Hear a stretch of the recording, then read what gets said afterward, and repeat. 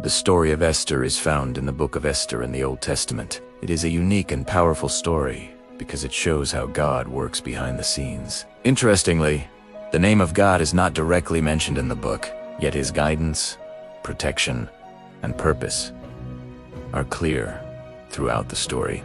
Esther's story takes place during the time when many Jews were living outside their homeland after being taken into exile. It is a story about a young Jewish woman who rises from obscurity to become a queen and uses her position to save her people from destruction. Esther teaches lessons about bravery, responsibility, wisdom, and standing up for what is right, even when doing so is dangerous. Chapter 1. The Persian Empire and Queen Vashti.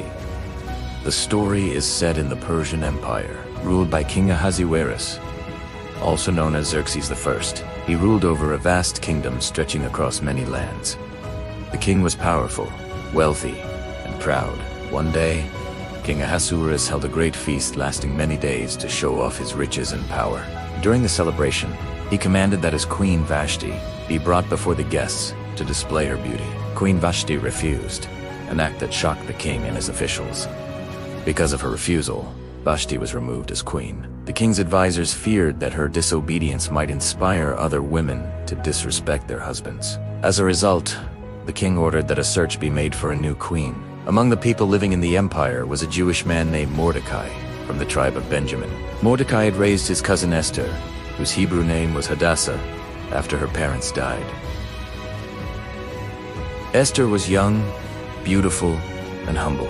When Tikins, officials gathered young women for the palace, Esther was taken among them.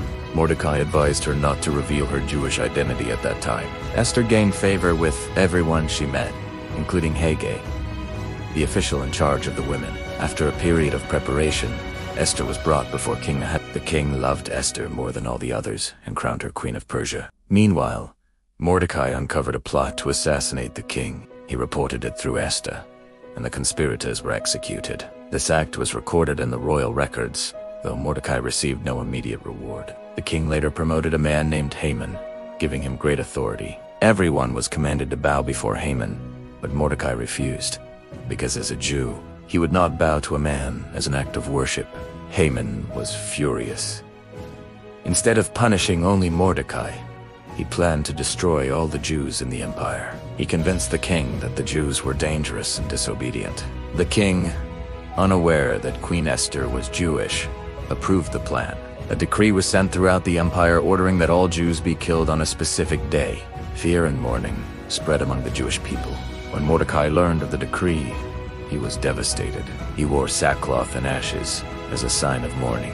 Esther heard about his distress and sent messages to him. Mordecai urged Esther to go before the king and plead for her people. Esther was afraid because approaching the king without being summoned could result in death. Mordecai sent Esther a powerful message, reminding her that perhaps she had become queen for such a time as this.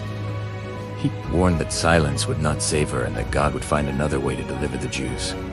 After much thought and prayer, Esther made a brave decision. She asked the Jews to fast for 3 days, and she would approach the king, saying, "If I perish, I perish." After fasting, Esther dressed in royal robes and stood in the inner court. When the king saw her, he extended his golden scepter, sparing her life. The king asked Esther what she wanted, promising to grant her request. Instead of immediately revealing Haman's plan, Esther invited the king and Haman to a banquet. At the banquet, Esther invited them to another banquet the next day.